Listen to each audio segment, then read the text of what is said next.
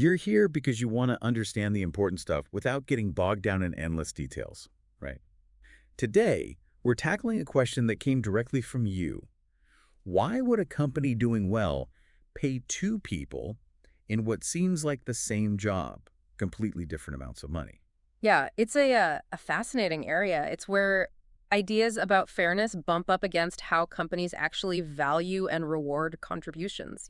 Hmm. We've got this document here, Paying Unfairly, dated April 3rd, 2025.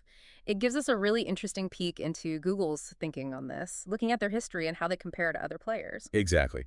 And for this dive, our mission is, well, to get to the heart of this philosophy, especially this core idea that the document puts forward. Your best people are better than you think and worth more than you pay them. It's a strong statement. It really is. Okay, so let's start at the beginning. What was the initial vibe in Silicon Valley, particularly at a young Google? Well, what's really striking is the early ethos, how it contrasts with the image of Silicon Valley today. The document kicks off with a great story about Wayne Rosing. Right, Google's first VP of engineering. Yeah, though he actually retired before his first day.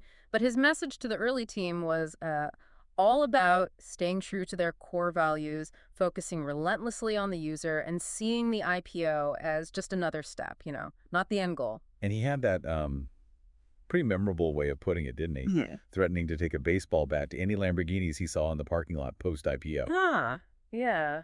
That really screams a culture that was initially trying to keep things grounded, kind of avoid getting swept up in excessive wealth. It does. And the document points out this wasn't unique to Google. It references David Streitfeld's work, which talks about Fairchild Semiconductor as the birthplace of a new kind of company right here in Silicon Valley. Right. One that really valued openness, taking risks, and was more focused on the innovation itself rather than like immediate riches. But as we know, the landscape shifted. I mean, billion-dollar IPOs became almost routine, didn't they? Oh, definitely. And these secondary markets emerged where early employees could cash out their stock options. It's a whole different ballgame now. Absolutely. Nick Bilton's observation, highlighted in the document, is interesting too, that even now, the wealthy in San Francisco tend to be a bit more discreet about their affluence. Compared to New York, for instance. Exactly. Though, as the document notes, Lawrence J. Ellison is definitely an exception to that rule. Yeah, the Oracle Titan isn't exactly shy about his lifestyle. Mm. But thinking back to Google's early days, they really seemed to walk the walk, didn't they? Avoiding ostentation. They really did. Desks made from sawhorses and doors, using repurposed ski gondolas, and even parts of a monorail car in their offices. Yeah, it's quite a contrast to the fancy campuses we see today. It really does circle back to Wayne's warning against that spasm of gluttony. Mm-hmm. And it wasn't just about the physical space either, was it? No, not at all. What's fascinating is that the document also highlights the clean, almost bare Google search page as another example of this core philosophy. Right. Back then, the prevailing wisdom was users wanted these massive web portals crammed with news, weather, stock quotes, everything. Exactly. Think about those cluttered pages from the late 90s, like Lycos or Right. Excite. Oh man, I remember those. Total sensory overload. Right. And then Google just shows up with this incredibly simple search bar. The document mentions Marissa Mayer's user studies. Where the college students thought the page was broken. Yeah, because there wasn't more on it. And Jen Fitzpatrick insisted on having just a tiny copyright tag at the bottom. Sergey Brin even joked the homepage was so empty because he wasn't very good at HTML. Huh? It all points to this deep focus on the user experience, you know, being lightning fast, eliminating distractions. Exactly. So, with this backdrop of a pretty unique culture, let's pivot to how Google initially approached paying people. You might assume, okay, after the IPO, money's coming in. They start throwing around huge salaries. Right. But the reality was quite different, wasn't it? It was. For the first year or two after going public, they were surprisingly tight with salaries, or at least very deliberate. The average executive salary hovered around $140,000. Which sounds like a lot, but But you have to consider the insane cost of living in the Bay Area. The document points out their average wage at the time was actually below the median household income there, which was around $87,000. wow. Yeah, for anyone living in an expensive city, you know how far that kind of money actually goes or Yeah. doesn't go. Right. And it led to this interesting, almost self-selecting recruiting process.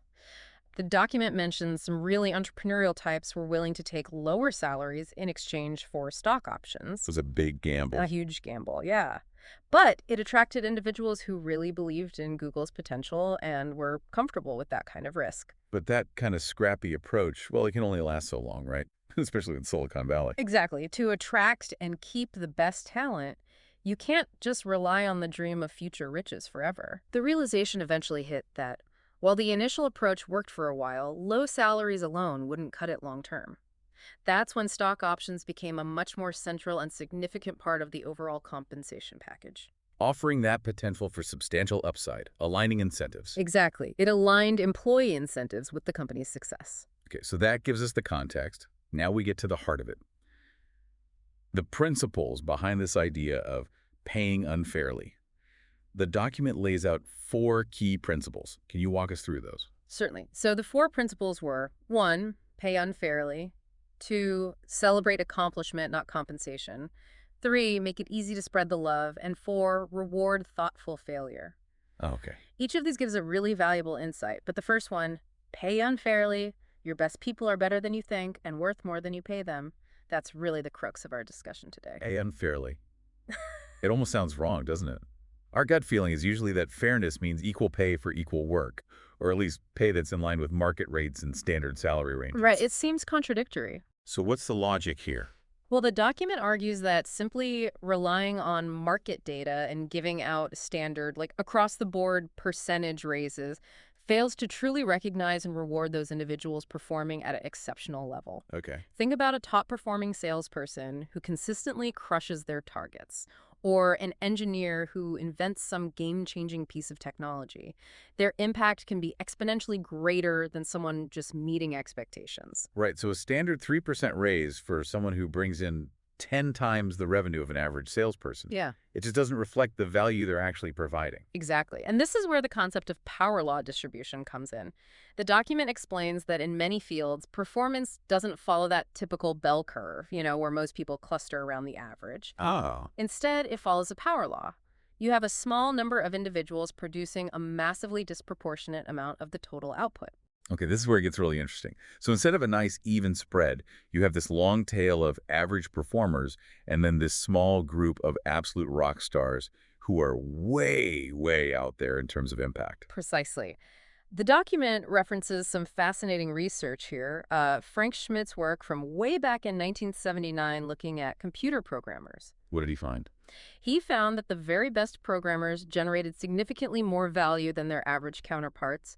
He even estimated a superior programmer was worth something like $3 million more per year when it came to hiring. Wow, $3 million.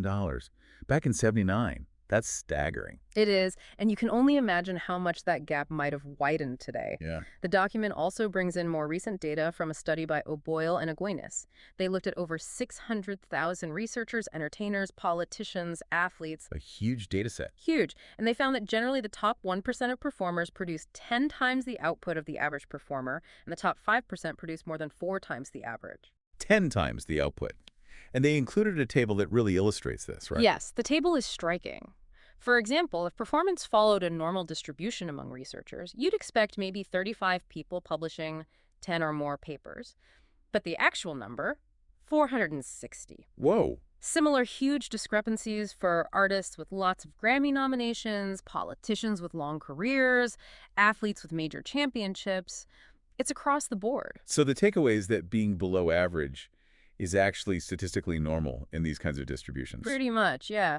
And the crucial point for organizations is that if you have rigid performance rating systems forcing people into that classic bell curve, You're likely failing to identify and adequately reward those exceptional top performers. exactly. Because if you're forced to distribute ratings like that, those true outliers, the ones generating massive value, might just get lumped in with people who are merely above average. And their extraordinary contributions won't be properly recognized in their compensation. Precisely.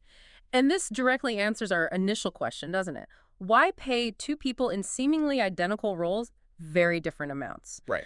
The document even gives an example from Google where 2 people doing similar work had a 100-fold difference in their actual impact. 100 times. That's extreme. It's an extreme case, yeah, but it highlights the underlying principle. The value created by an exceptional individual can far, far exceed that of an average performer in the same role. So it's not just about the job title or the list of tasks. It's about the actual tangible impact on the company users, the bottom line. Exactly. And the document stresses the importance of really understanding and measuring that impact when determining rewards. Looking at market value, sure, but also how their work elevates the team, the brand impact, short-term versus long-term It's wins. a more holistic view. It has to be. And while the document isn't saying someone with 10 times the impact should get 10 times the salary necessarily. No, that would be maybe unsustainable or create other issues. Right. But the core idea is the rewards need to be significantly disproportionate to acknowledge that outsized contribution. And crucially, to keep that top talent engaged and prevent them from being poached. It might feel uncomfortable at first, that idea of such pay differences, but it's presented here as, well, a strategic necessity. That's a key insight. And the document then moves on to the second principle. Celebrate accomplishment, not compensation. How does Google try to put this into practice? They point to their Founders Awards. These aren't just for, like, hitting targets. They're for extraordinary team achievements that generate tremendous value for Google. Okay, team achievements. Yeah, and what's interesting is the awards come as Google stock units, GSUs, which vest over time. So there's a very real, significant financial reward, but the emphasis is on the achievement itself. And importantly, these awards recognize collective effort, not just individuals. The document shares examples, critical partnerships, major infrastructure improvements. Stuff that might not be as flashy as a new product launch, Mhm. but is absolutely essential. Exactly. Work that's vital but less visible, and the scale is significant too. The document mentions millions of dollars in stock granted to winning teams. Right, like a $12 million award to one team back in 2004 and $45 million distributed among 11 teams at one point. Yeah. That's serious recognition. It is. And the focus on team-based awards makes sense, doesn't it? It helps avoid potentially demoralizing individuals in roles that might have less headline-grabbing impact, but are still incredibly vital. Yeah, absolutely.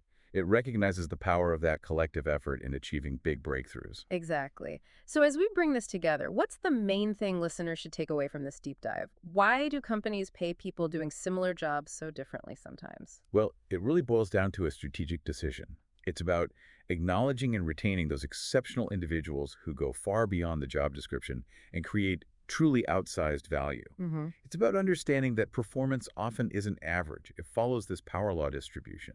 A few key players make a disproportionate impact. And if you want to keep those star players, You need to reward them in a way that reflects that exceptional value, even if it means paying unfairly compared to the average. and it really highlights the limitations of those standardized compensation systems, the ones assuming everyone fits neatly into a bell curve. Yeah.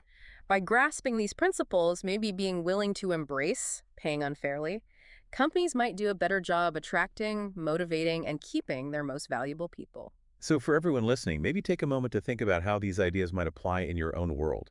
Whether you're an employee, a manager, or just curious, what kinds of power law dynamics might be at play in areas you haven't considered? Yeah, it definitely gives you something to ponder about how we define and reward performance, doesn't it?